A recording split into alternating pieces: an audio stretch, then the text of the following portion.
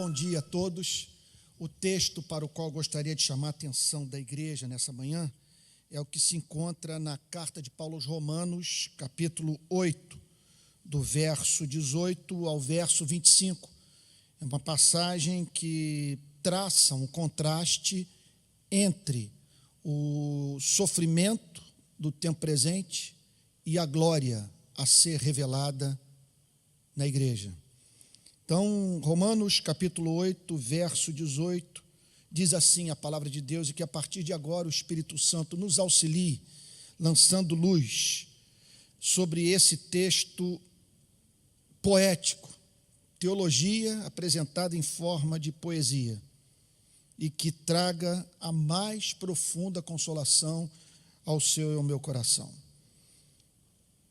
Porque para mim, tenho por certo, é muito importante que ressaltemos essa declaração do apóstolo Paulo, porque a humildade pede para que nós não sejamos dogmáticos em muitos temas da vida, especialmente quando nós estamos lidando com assuntos de natureza prática, que tem a ver com política, com ideologia, ou políticas públicas. É de grande importância que nós sempre pensemos na possibilidade de estarmos defendendo aquilo que a nossa ideologia nos move a defender, embora estejamos indo de encontro aos fatos. Agora, a humildade, a mais profunda que possamos conceber, não nos impede de termos convicções sólidas, inabaláveis, em razão das mesmas terem sido formadas em nosso espírito pelo poder do Espírito Santo, de modo que vejamos nessas mesmas verdades a autoridade de Deus presente, Deus falando a você e a mim por meio delas, porque é de se esperar que nós vivamos num universo para o qual tenhamos respostas básicas para as questões centrais da vida, sob pena, caso nós não tenhamos essas certezas, de vivermos uma vida completamente desprovida de significado. Essa é a tentação que muitos estão enfrentando nesses dias, nos quais mais de 2 bilhões de seres humanos estão dentro de casa, em razão de uma ameaça exercida por um inimigo invisível. Isso é profundamente humilhante.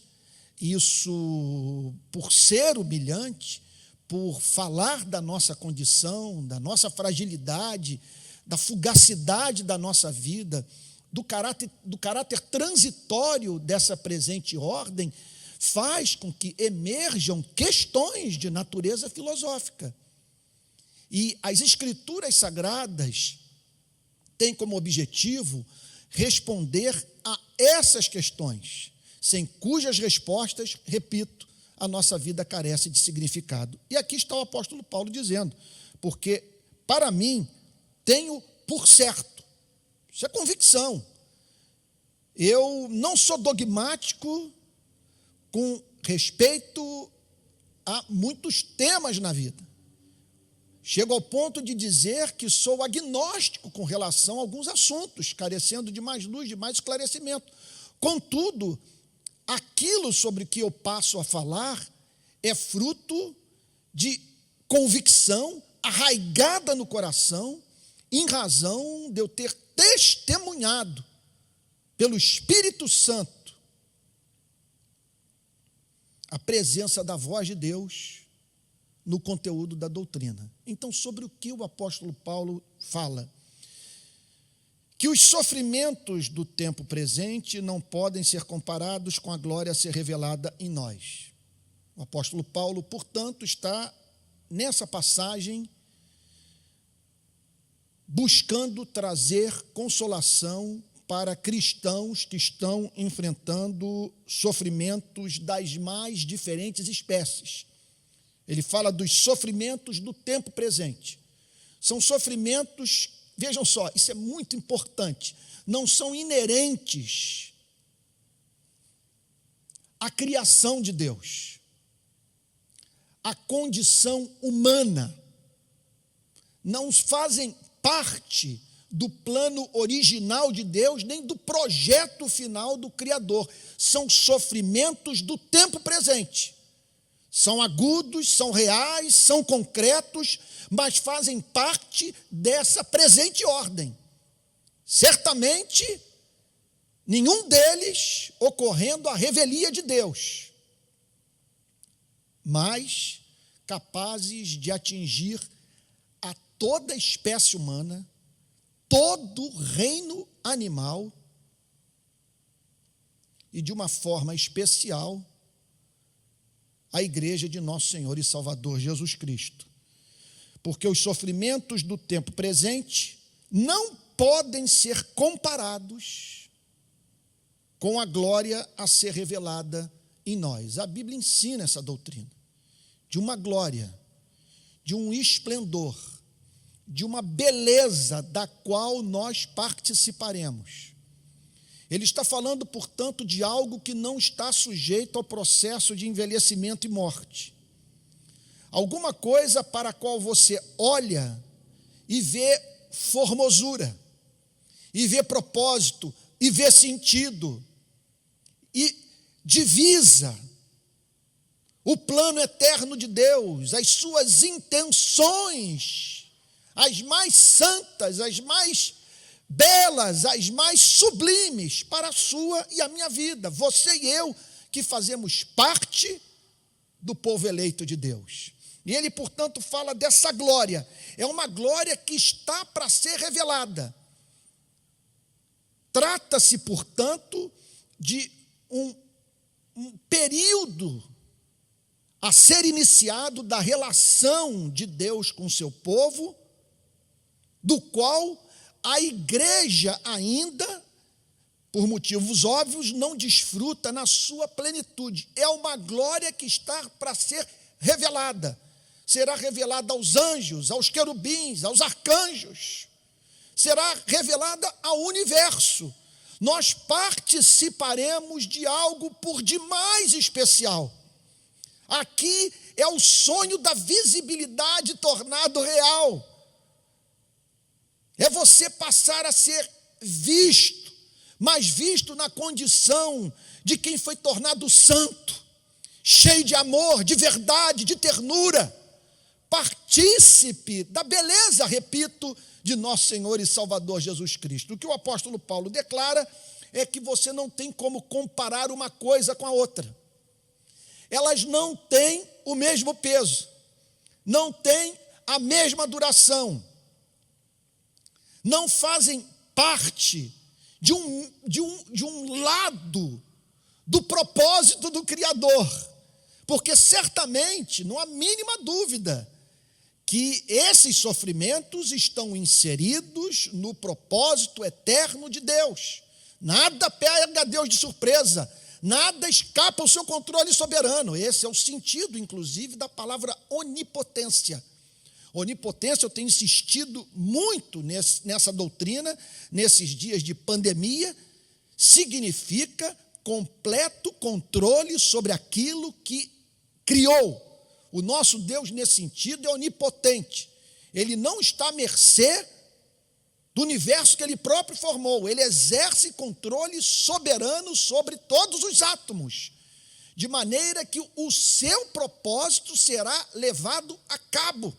E tudo aquilo que ele prometeu a você e a mim na sua palavra se tornará realidade. Então, o que o apóstolo Paulo está declarando é que você não tem como comparar uma coisa com outra, porque outra faz parte de um período da administração da relação do Criador com a sua criação. São os sofrimentos do tempo presente.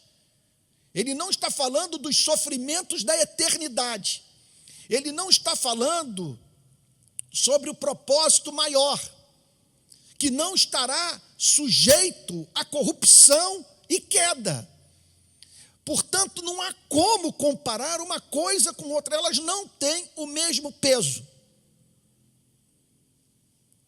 E o apóstolo Paulo lança mais luz sobre essa declaração extraordinária no verso 19. A ardente expectativa da criação, ele está usando aqui uma linguagem antropomórfica, dirigida à criação como um todo. Ele descreve os animais, ele descreve a natureza como ansiosa pela chegada de um tempo.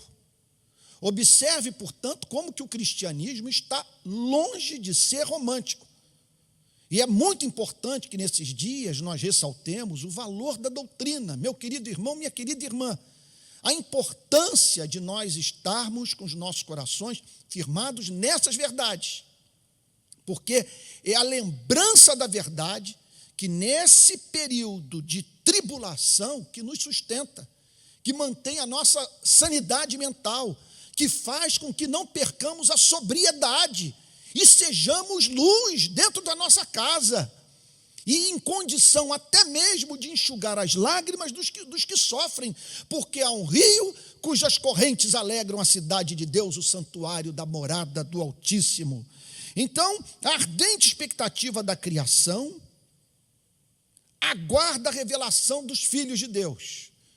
O que ele está dizendo é que todos os animais, todos os elementos da natureza, a vida como um todo, aguardam a revelação dos filhos de Deus. O que ele está querendo dizer com isso? Que hoje aquilo que é oculto se tornará patente para o universo. Porque hoje, quando nós olhamos para essa pandemia, nós vemos cristãos e não cristãos enfrentando os mesmos problemas.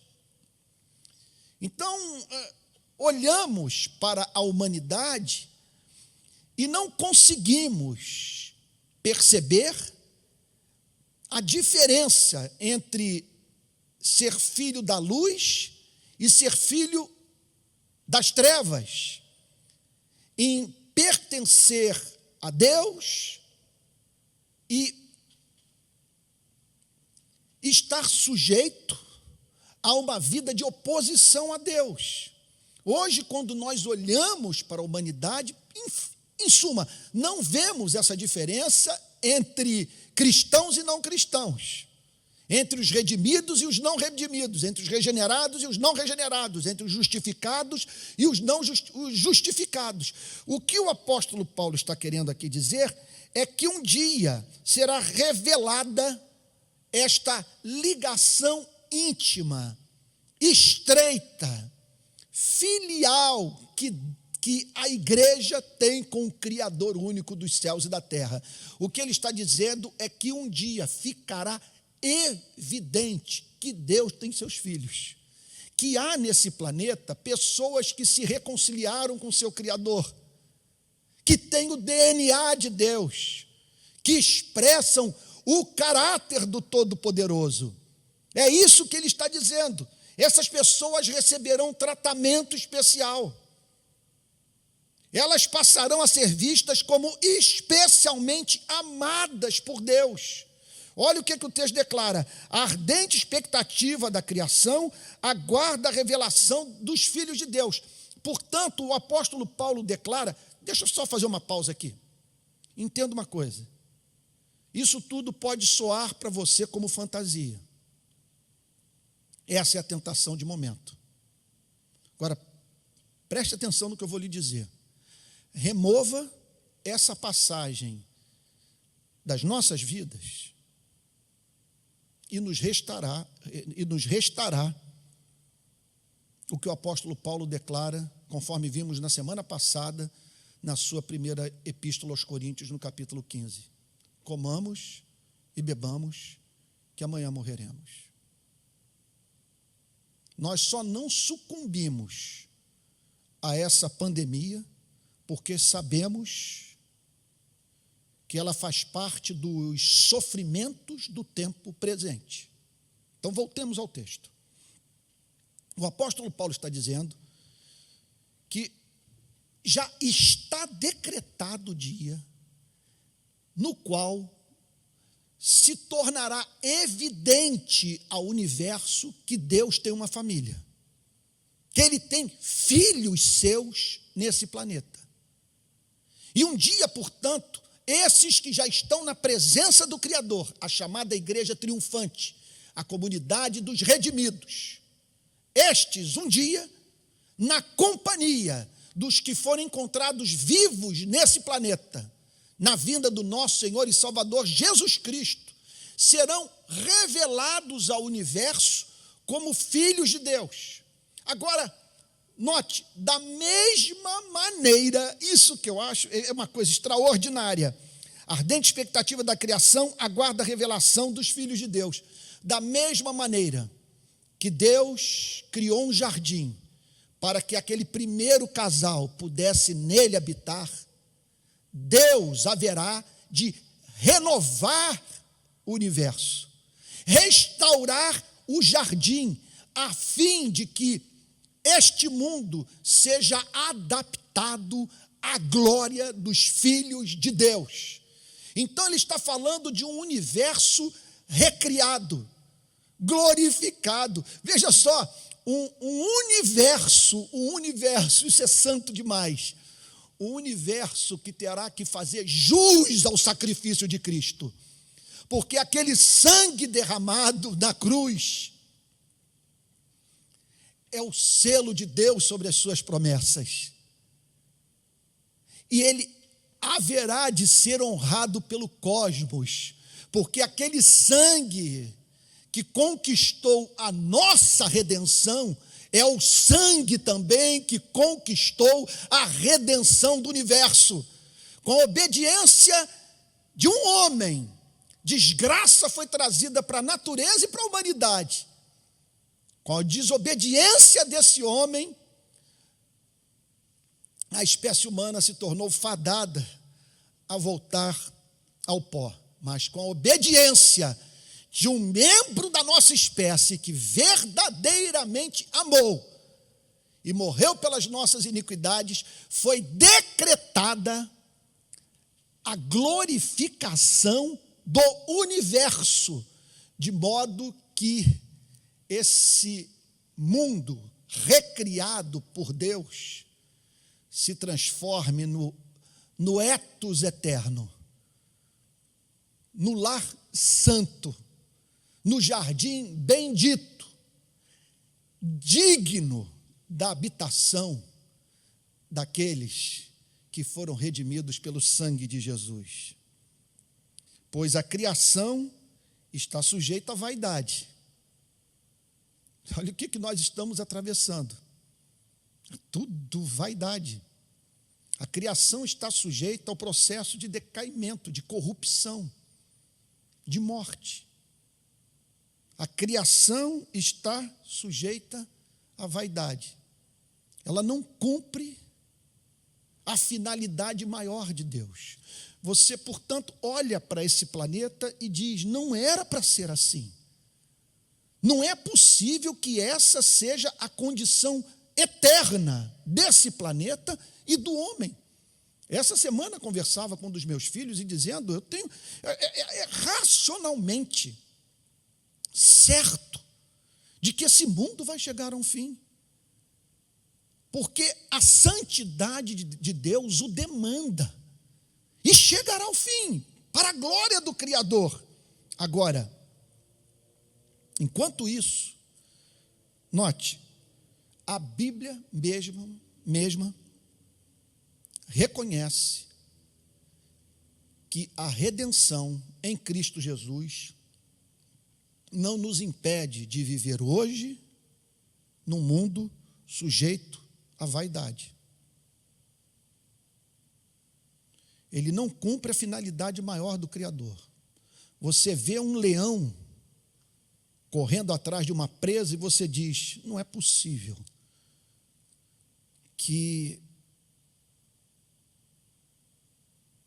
tenha que ser assim. Não dá para acreditar que isso fez parte do plano original. Certamente nada que tenha ocorrido à revelia da vontade de Deus, mas que não expressa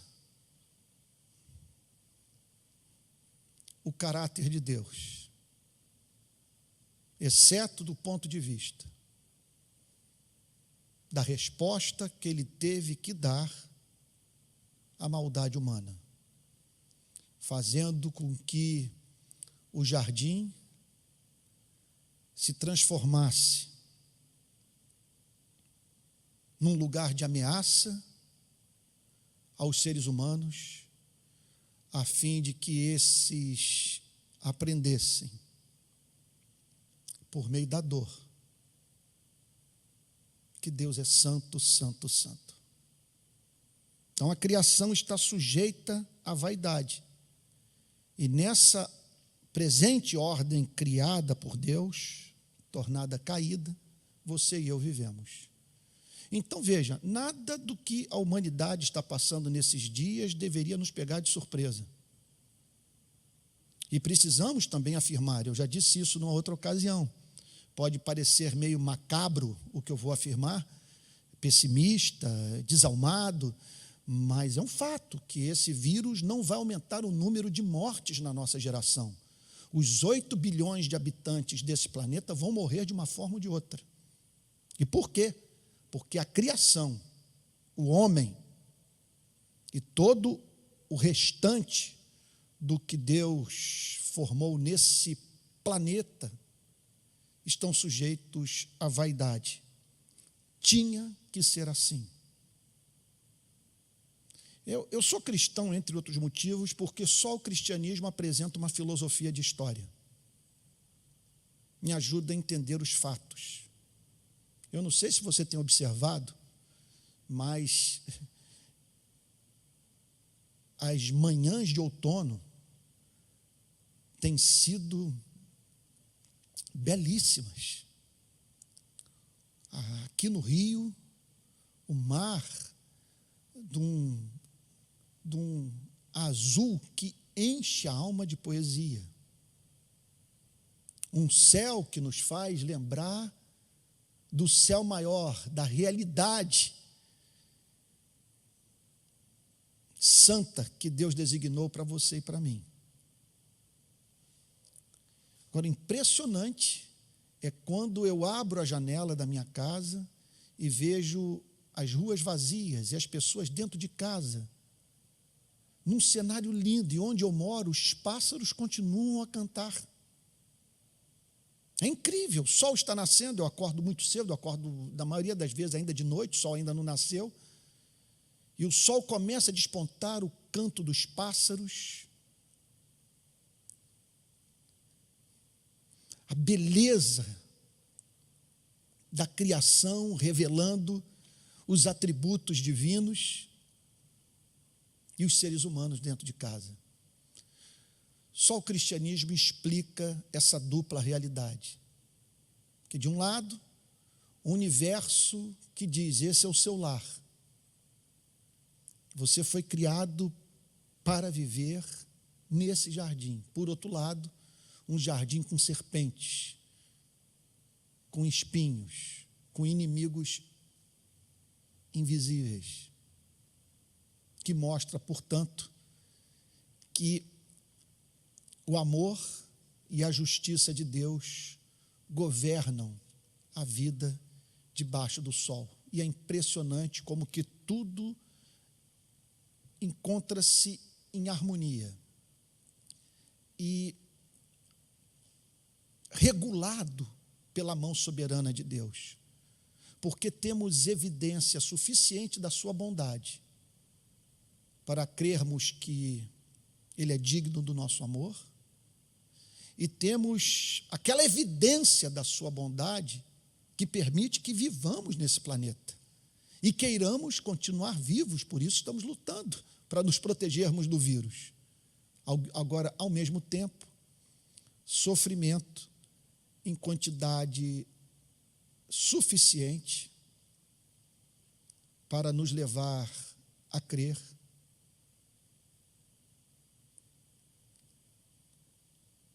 que certamente o Criador tem que nos privar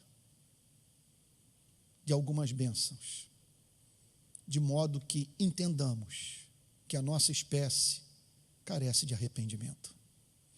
O texto prossegue com o apóstolo Paulo afirmando: pois a criação está sujeita à vaidade, não por sua própria vontade. Não foi uma escolha dos homens, dos animais, das flores, sabe, da natureza, se submeter a esse processo de morte.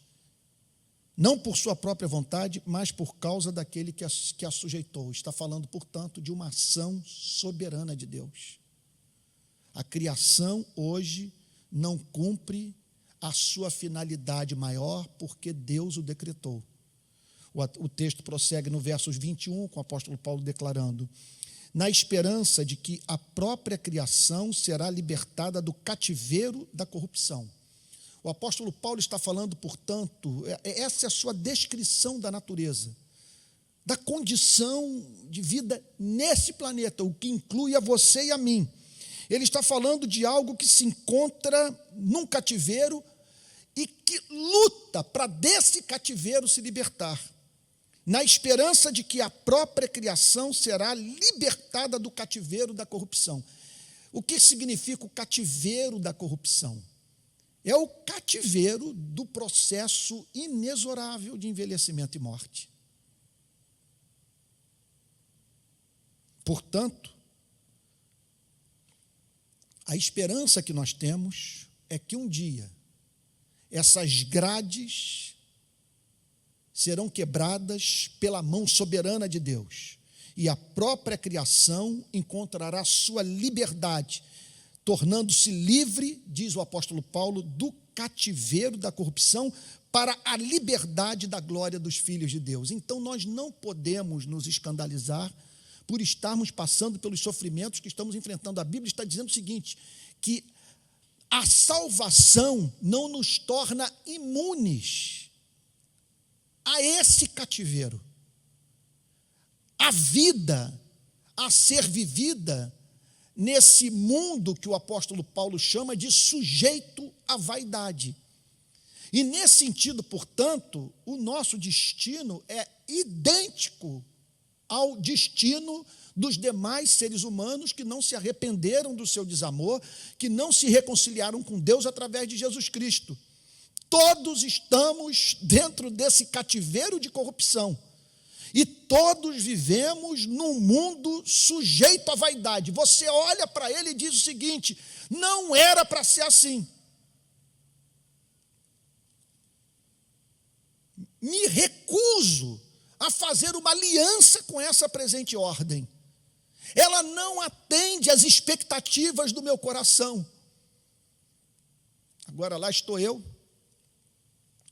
Só vou falar um pouquinho do que eu estou vivendo para, quem sabe, trazer alguma consolação ao seu coração.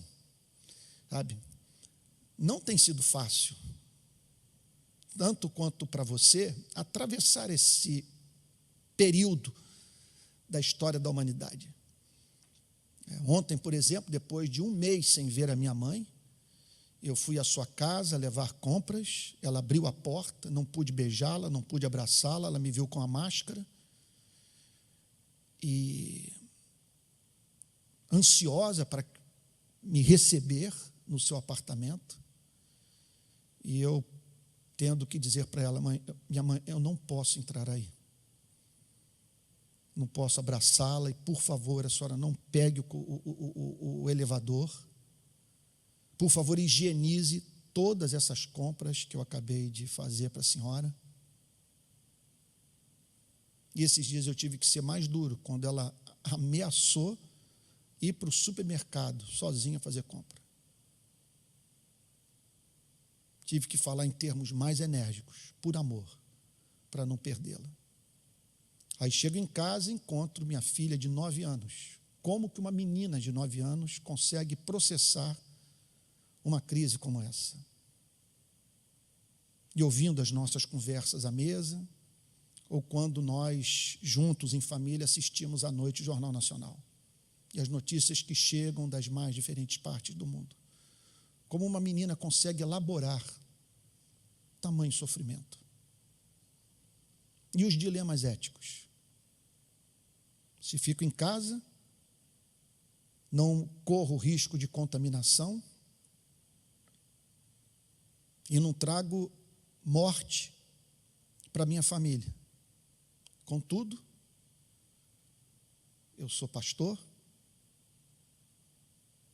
eu conheço pessoas,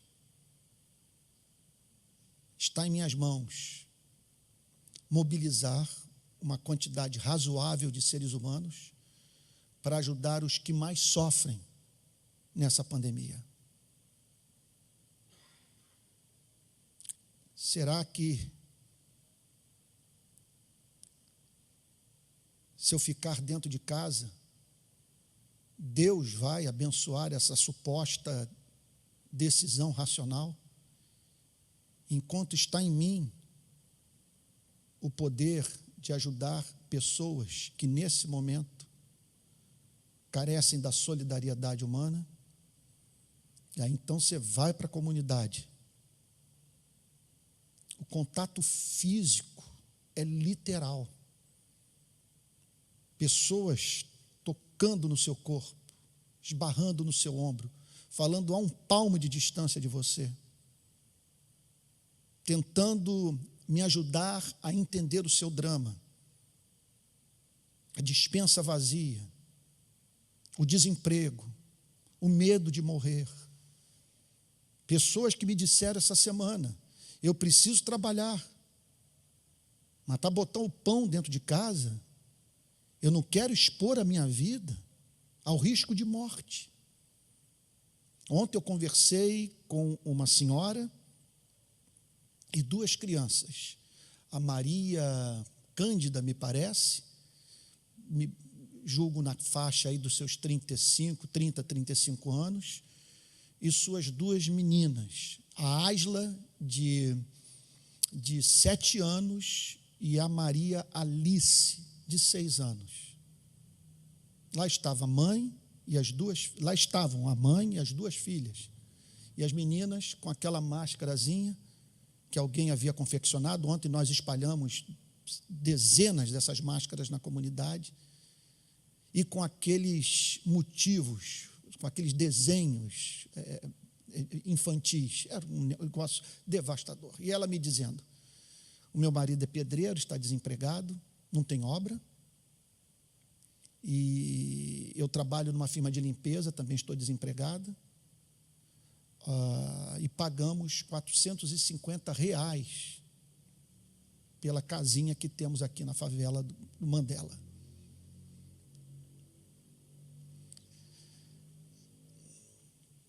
Então,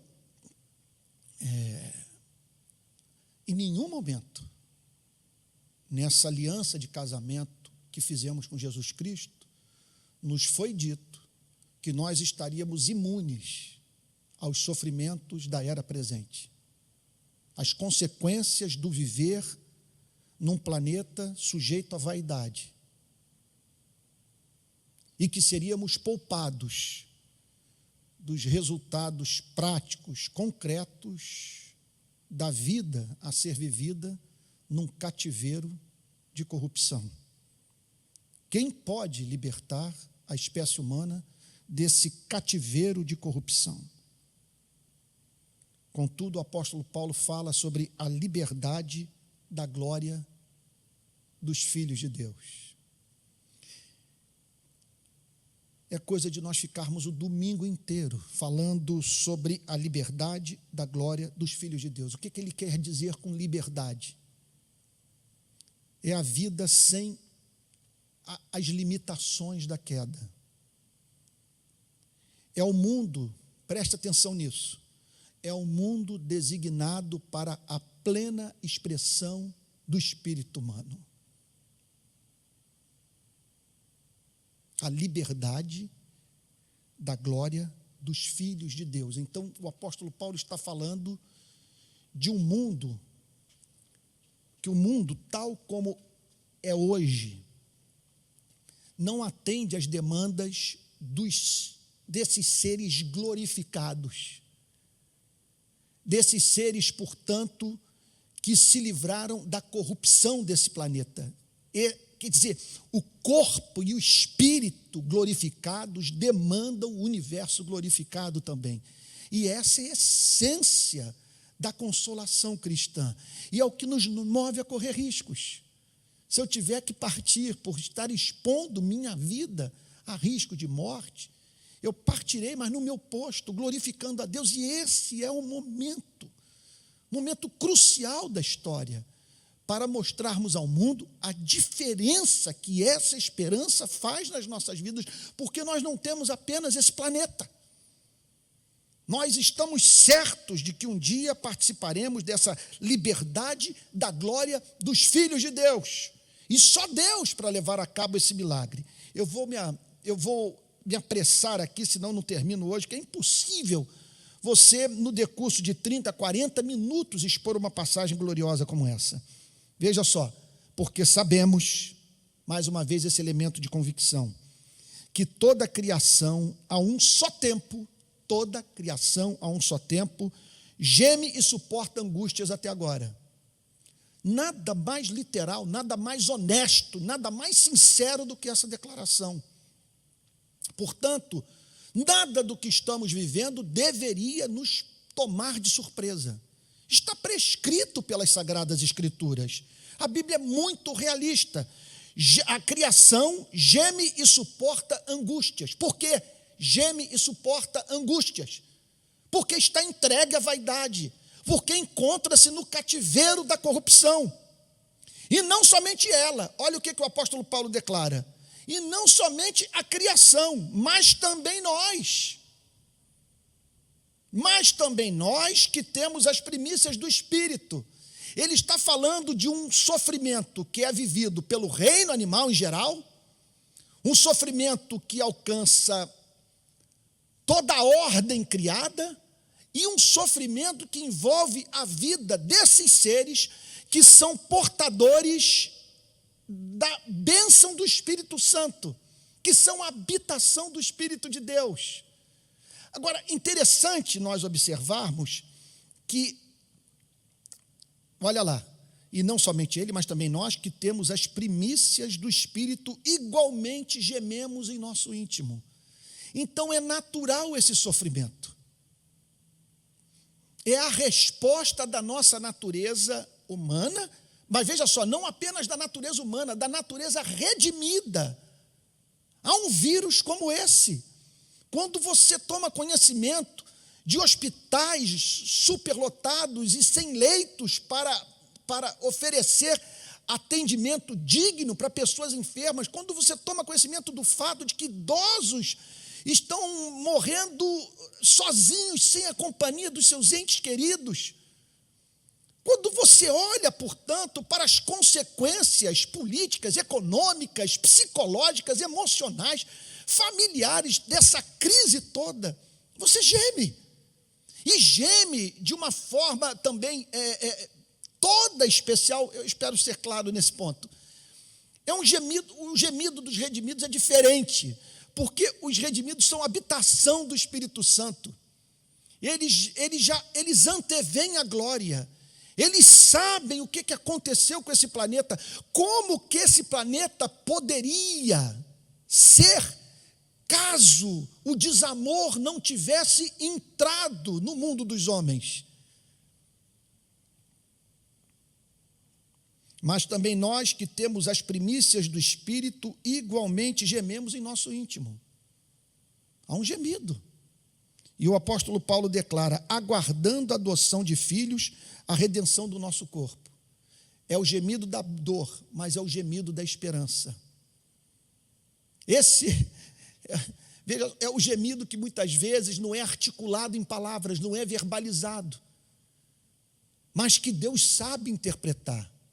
É o gemido de quem olha para esse planeta, nessa crise humanitária, e é levado a dizer, como o meu concunhado, casado com a irmã da minha mulher, o Fabiano, disse ao perder o seu irmão, quando ele recebeu a notícia da parte do meu sogro,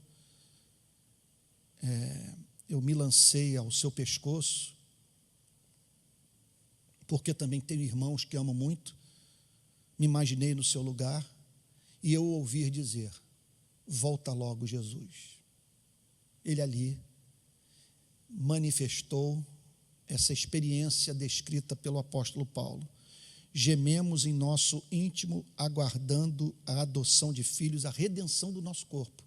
Não que não sejamos adotados, mas quando ele está falando sobre a chegada do dia em que nós tomaremos posse da nossa herança, plenamente. Igualmente gememos em nosso íntimo, aguardando a adoção de filhos.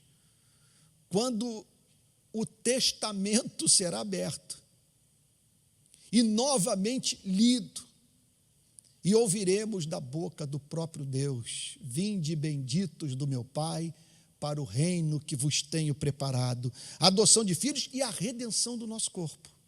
O que o apóstolo Paulo está dizendo é que esse corpo, sujeito ao coronavírus, vai se transformar um dia num corpo glorificado, no universo sem vírus, no universo sem bactérias, no universo sem corruptos, no universo sem desalmados, sabe? No universo no qual, sabe, nós não vamos ver o que estamos testemunhando hoje, tanto debate sobre política nas redes sociais, com tanta gente carecendo de fome, tanta gente, quer dizer, carecendo do socorro dos que têm, em razão da fome a qual estão expostas, juntamente com seus entes queridos, e não poucas famílias, crianças, meninos e meninas.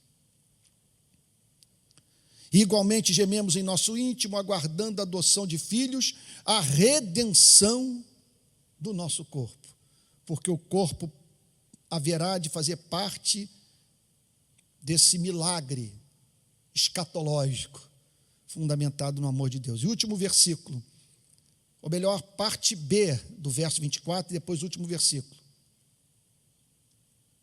Perdão, versos 24 e 25. Porque na esperança fomos salvos. Então a vida cristã é vivida na base de esperança. O que significa isso? Que nós vivemos com base no que nós não vemos, pois quem espera o que está vendo? Mas se esperamos o que não vemos, com paciência o aguardamos. O que o apóstolo Paulo declara, portanto, é que só dá para atravessar esse planeta sem sucumbirmos à dor, à vaidade, sem nos desesperarmos no cativeiro da corrupção, se nós mantivermos os nossos olhos fixos na volta do Cordeiro, no dia em que a criação será redimida, e não apenas a criação, nós mesmos, a fim de vivermos num universo que cumprirá plenamente a finalidade original decretada pelo próprio Deus. Então, o que nos cabe fazer nesses dias? Permita-me aqui concluir. Eu sei que eu estou trazendo muita teologia para você, doutrina, mas eu aprendi com a chamada tradição calvinista, e me parece ela muito bíblica, a chamada também tradição reformada, que não há cristianismo sem uso do cérebro. E para usarmos o cérebro, temos que conhecer a doutrina. E que o conhecimento doutrinário, ele só nos faz bem quando é aplicado à vida. Então, nós estamos diante de muitos problemas. O mundo entregue à vaidade, sujeito ao cativeiro, caracterizado pela presença de gemido. Esse é o mundo no qual nós vivemos.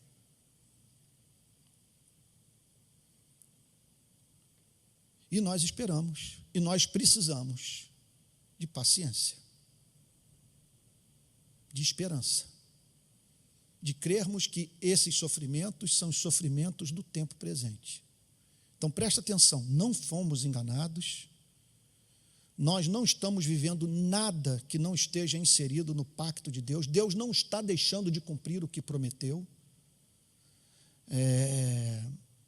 São dias de angústia,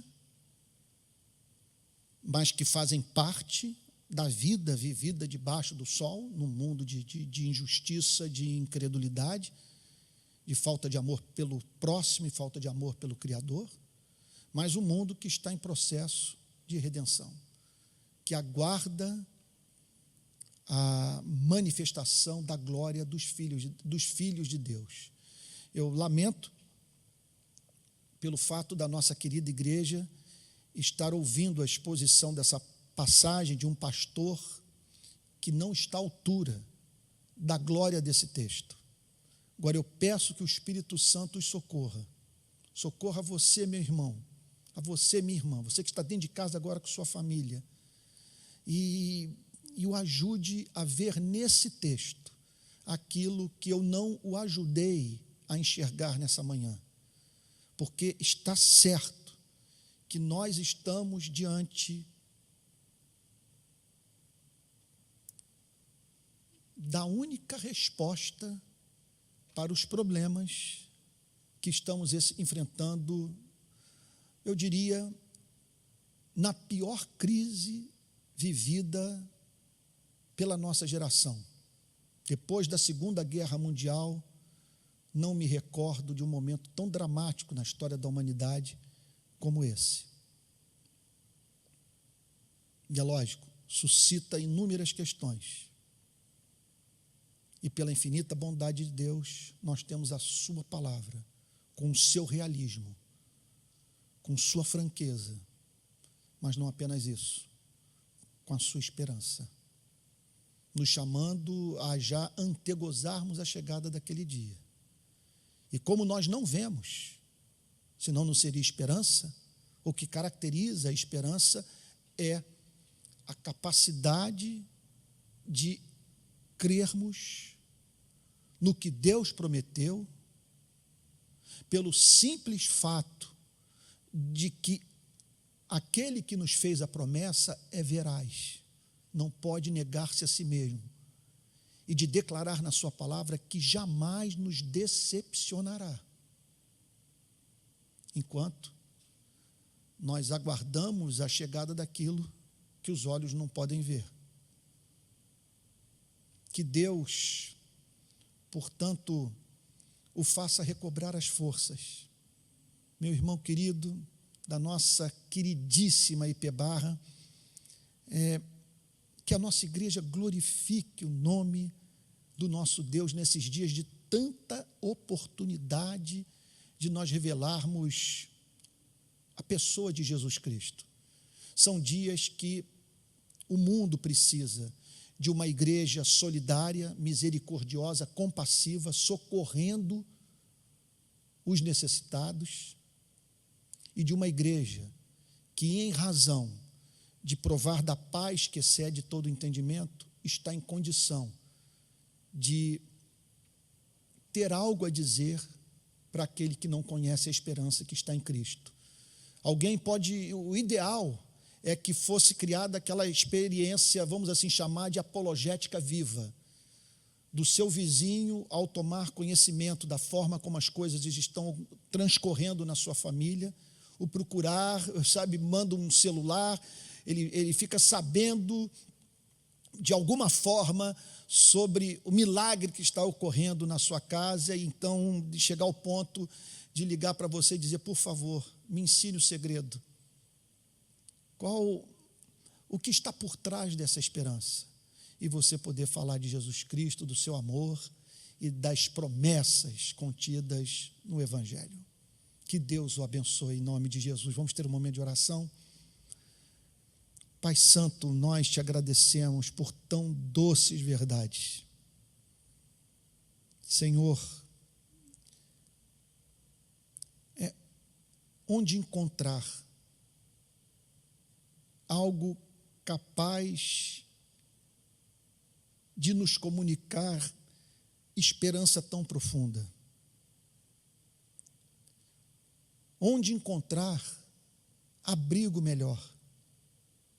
Por isso nós o bendizemos, Senhor, pela glória do teu evangelho, que no momento como esse se nos afigura